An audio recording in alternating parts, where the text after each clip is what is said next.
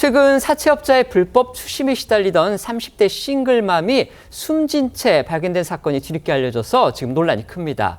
빌린 돈 90만 원이었습니다. 하지만 이율이 연 수천 %의 이 살인적 금리가 적용이 돼서 한 달도 되지 않아서 이자가 1,000만 원이 넘게 불어났고요. 사채업자의 빚독촉에 견디다 못해서 결국 이 싱글맘은 사망에 이른 겁니다. 그런데 경찰은 고인이 사망하기 전에 이미 이런 피해 사실을 알았지만 방치를 한 거고요. 보도를 통해 소식을 접한 윤석열 대통령이 수사를 지시한 뒤에야 사채업자들을 입건하고 나서서 결국 경찰이 늑장 대응이 아니냐 이런 비판이 커지고 있습니다. 네, 먼저 이 사건부터 설명을 좀 해드리겠습니다. 이 홀로 6살 딸을 키우던 30대 여성 A씨가 숨진 채 발견된 건 지난 9월 22일 전북 완주에 있는 한 펜션에서였습니다.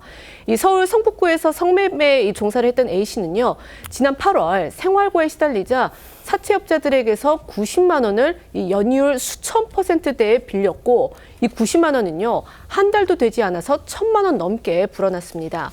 그러자 이 사채업자들은요, A씨의 지인들, 심지어는 이 딸이 다니는 유치원에도 전화를 해서 아이를 보러 가겠다 이렇게 위협까지 했다고 합니다. 결국 이 견디다 못한 A씨는 이 사채업자들에게 돈을 빌린 지 한 달 만에 유서를 남긴 채 생을 마감했습니다. 현행 관련법은요, 연이율 20%가 넘는 고리대금을 금지하고 있습니다. 또 채무자와 주변인한테 협박을 하는 거, 이런 불법, 그다음에 독촉도 역시 처벌 대상이 됩니다. 그런데 A씨는요, 이런 법은 물론이고 이 경찰의 보호도 받지를 못했습니다. A씨가 남긴 유서, 또 생전 A씨의 사연이 어제 조선일보의 단독 보도를 통해서 알려지면서 이를 둘러싼 안타까움 더 커지고 있습니다. 예, 이 조선일보 보도에 따르면 A씨와 함께 발견된 유서에는 홀로 남을 이 6살 딸을 향한 A씨의 애틋한 마음이 가득했습니다. A씨는 딸에게 수차례 죽어서도 다음 생이 있다면, 다음 생에서도 사랑한다면서 이 버팀목은 못 되어주고 큰 짐만 된 자신을 용서하지 말라고 했습니다. 또 세상을 향한 원망은 없이 철없는 선택을 해서 죄송하다, 이런 메시지도 반복적으로 적었습니다. 또한 A씨는 이 조대리 90만 원, 고부장 40만 원 등 이 돈을 빌린 사채업자들과 액수, 그리고 이 자신을 협박한 사채업체의 상호도 명시했는데요. 하지만 경찰은 A씨가 사망한 지 2달이 넘어가는 지금까지도 이 사채업자들을 검거하지 못하고 있는 상황입니다. 생전에 A씨는 6살 딸과 뇌졸중 심장병을 앓는 아버지를 홀로 부양해온 것으로 전해집니다. 남편과는 6년 전 이혼했고 최근엔 딸도 피부병에 시달려 이 A씨의 벌이로는 아이 양육비와 치료비 등을 대기가 빠듯했다고 하는데요. 거기다 아픈 가족을 돌보느라 6월부터는 이 한 달에 10일밖에 출근하지 못했고 수입이 줄자 결국 지난 8월 사채업자들에게 생활비 90만 원을 연이율 수천 %대에 빌리게 된 건데요. A씨의 동료들은 A씨가 생전에 번 푼돈도 오롯이 딸과 아버지에게만 쓰던 사람이라고 전했습니다. 생전 A씨의 상황은 이 서울 성북구청에 붙어있는 이주대책 촉구 대자보에도 남아 있습니다. 이 A씨의 일자리가 있었던 서울 성북구 하월곡동, 이른바 이 미아리 텍사스 지역이죠. 이 내년부터 재개발로 본격 철거가 될 예정인데요. A씨는 대자보에 남긴 글에서 이 얼마 전 이혼 후 6년 만에 처음으로 7,900원짜리 티셔츠 한 장을 사 입어봤다. 이 한 장에 얼마나 행복했는지 모른다면서 이 생활고를 털어놨습니다. 이어 이 아득바득 웃음 팔며 몸 팔며 돈 벌어 내 자식 병든 내 부모의 생계를 끝까지 책임지겠다는데 직업이 무슨 상관이냐. 나는 내 아이에게, 내 부모에게 전혀 부끄럽지 않다라는 글과 딸에게는 다른 평범한 가정처럼 입고 싶은 것, 하고 싶은 것, 먹고 싶은 것 넘치도록만은 아니지만 해주고 싶은 마음이 부모로선 당연한 것이고, 또 이 친부에게도 버림받은 아이를 내 배에 아파서 낳은 내 자식을 버릴 수 없다라고도 썼습니다. 하지만 A씨의 이런 의지는요, 이 불법 사채업자들의 빚 독촉에 무너져 버렸습니다. A씨가 빌린 돈은 90만 원이었습니다. 하지만 사채업자들은 1시간에 10만 원씩 이자를 물리겠다 이렇게 협박을 했고요. 그런 탓에 90만 원은 한 달도 되지 않아서 이자만 1,000만 원으로 늘어났습니다. 이후에 사채업자들의 협박, A씨의 가족, 지인들, 심지어 딸아이가 다니는 유치원으로까지 이어졌는데요. 하루에 수백 통씩의 빚독촉 문자를 보냈다고 합니다. 네, 사채업자들은 A씨는 물론 가족, 지인들에게도 욕설이 담긴 비독촉 문자를 하루에도 수백 통씩 보냈다고 합니다. 이뿐만 아니라 A씨의 가족 사진과 딸이 다니는 유치원, 집 주소, 또 A씨가 차용증을 들고 찍은 사진까지 뿌려댔고 이런 내용을 딸이 다니는 유치원 교사에게까지 보냈다고 합니다. 이 사망 일주일 전부터 A씨는 주변에 내가 잘 해결하고 있다, 사채업자들에게 연락받으면 수신 거부해달라는 당부를 전했다고 하는데요. A씨의 한 동료는 A씨가 그때부터 마음의 준비를 하고 있었던 것 같다, 이렇게 말하기도 했습니다. A씨의 사연 정말 알면 알수록 안타까움이 커지는데요. 이루라 기자, 이 사건 직접 취재한 기자한테 좀 더 자세한 얘기 들어보셨죠? 네, 이 사건 이후에 이 A씨의 삶의 터전이었던 이 하월곡동 미아리 텍사스 지역을 직접 찾아 취재한 조선일보 김도연 기자에게 이 사망 전 A씨의 상황, 그리고 사망 이후 가족들의 상황까지 좀 더 구체적인 이야기를 들어볼 수 있었습니다. 이 김 기자는요, 이 지인들의 이야기를 빌려서 A씨가 이 90만 원이라는 어쩌면 이 작은 돈이 이렇게까지 자신을 시달리게 만들 거라고는 예상하지 못했던 것 같다고 했습니다. 또 A씨의 이 사망 후에도 사채업자들은요, A씨의 아버지에게 여전히 협박을 이어가고 있다고 하는데 김 기자의 이야기 좀 더 들어보시겠습니다. 전반적으로 육아는 아버지가 담당하고 있고 잘 죽었다 뭐 이런 식으로 문자 갔다고 했잖아요. 그런 문자들이 아직도 가고 있다고 걱정을 많이 하더라고요. 사치인 건 알고 있었던 것 같은데 악질인지를 몰랐다고 얘기를 했던 것 같아요. 이게 뭐 돈을 90만 원 빌려주고 소액이니까 뭐 정상적인 대출은 아니라고 알고 있었던 것 같긴 한데 이렇게 시달리게 만들 거라고는. 이번 사건이 국민적인 공분을 사는 이유는요, 이 A씨의 이런 안타까운 사연 때문만은 아닙니다. 경찰의 발빠른 대응이 있었다면 충분히 막을 수도 있었던 그런 사건이기 때문에 경찰을 향한 비판도 큽니다. 네, 이 A씨가 사망한 채로 발견되기 13일 전 경찰은 이미 A씨의 피해 사실을 알고 있었습니다. 사채업자들의 집요하고 악질적인 협박을 참지 못한 지인이 지난 9월 9일 경찰에 신고를 했지만 경찰은 피해 내용이 구체적이지 않다며 즉각적인 수사에 나서지 않았던 건데요. 조선일보는 이를 두고 경찰 안팎에선 취약 여성이 빚독촉에 시달리는 건 흔한 일이어서 대수롭지 않게 본 듯하다는 말이 나왔다고도 전했습니다. 그런데 경찰은요, A씨가 사망한 이후에도 수사에 돌입하지를 않았습니다.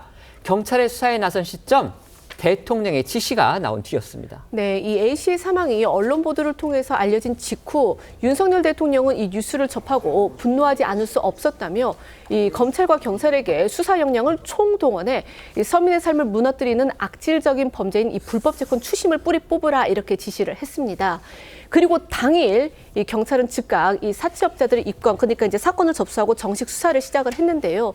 하지만 이런 경찰의 움직임은 A씨가 사망하고서부터 51일 만, 그리고 이 A씨 지인이 신고를 하고 64일 만으로 늦어도 정말 한참 늦은 대응이다라는 비판이 쏟아지고 있습니다. 잇따른 비판에 경찰은 대책 마련에 나선 상황인데요.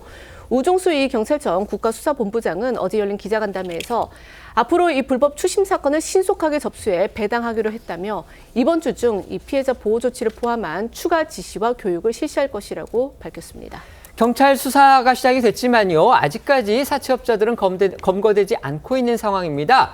경찰은 이 조직폭력배가 연루됐을 가능성, 여기에 대해서도 수사 중이라고 합니다.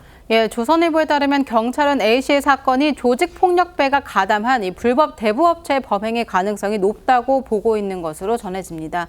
예, A씨와 그의 가족, 지인 등에게 빚을 이 독촉하면서 협박, 욕설 문자 등을 보낸 이 대포폰 번호 중에 하나가 한 불법 대부업체가 주로 사용해왔던 것으로 파악이 됐고, 이 불법 대부업체가 대부업계 사이에서도 원금의 수십 배를 받아내기 위해서 채무자 가족, 지인 등에게도 폭력과 협박을 일삼는 사채업자로 유명하다고 합니다. 특히 이 해당 대포폰 번호가 김태풍이라는 명의로 등록이 됐는데 SNS상에서는 이 번호로 A씨와 유사한 피해를 당했다, 이런 증언이 여러 개 올라와 있습니다. 한 피해자는 지인도 풍 실장에게 94만 원을 빌렸는데 이자를 더 받겠다면서 지인과 이 지인 남편 실명을 거론하면서 주변 사람들에게 악의적인 허위 사실, 그리고 채무 문자를 무작위로 보냈다고 주장을 했고요. 또 이 풍 실장은 돈 빌릴 때 이 좀 수치스러운 동영상도 받아낸다, 이런 피해자의 증언도 있었다고 합니다.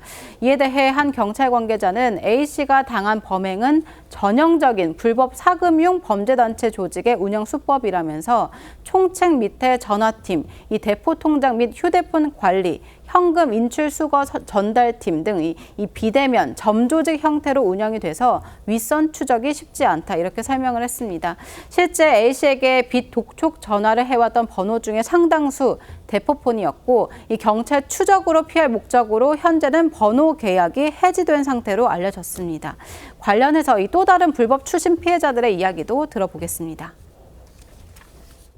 하루 연체되면 10만 원씩 늘어나니까 이제 그거 갚으려고 이제 또 다른 데 이제 빌리게 되고 가족들한테 회사한테 알린다 협박을 하죠. 300명한테 하루에 한 수십 개씩 문자를 막 보냈거든요. 나가지도 못하고 어디 막 사람들도 못 만나고 막 이 주인한테 유포하고 SNS에 올리고 막 도매에 다 뿌리고 막 난리도 아니었어요. 앞서도 말씀드렸지만요, 현행 채권추심법은요, 채무자나 지인 등 이 관계인에 대한 협박 그리고 폭행을 금지하고 있습니다. 또 관계인이라 하더라도 말, 글, 음향, 영상을 비롯한 모든 종류의 연락을 또 금지하고 있습니다.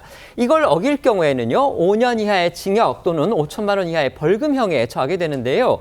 하지만 정작 기소가 돼도 이 실형을 선고받는 비율 20%도 되지 않는다고 합니다. 네, 이 대법원 사법 영감에 따르면요, 지난해 채권추심법 위반 1심 판결 78건 중에서 징역형은 13건, 이게 전체의 17%에 불과했습니다. 가장 많은 건 벌금형으로 한 39%였고요. 징역형 집행유예가 23% 나왔습니다. 그러니까 이번 사건에서도 봤듯이 이 악랄한 범죄에 비해서 형량은 무척 가벼워 보인다는 겁니다.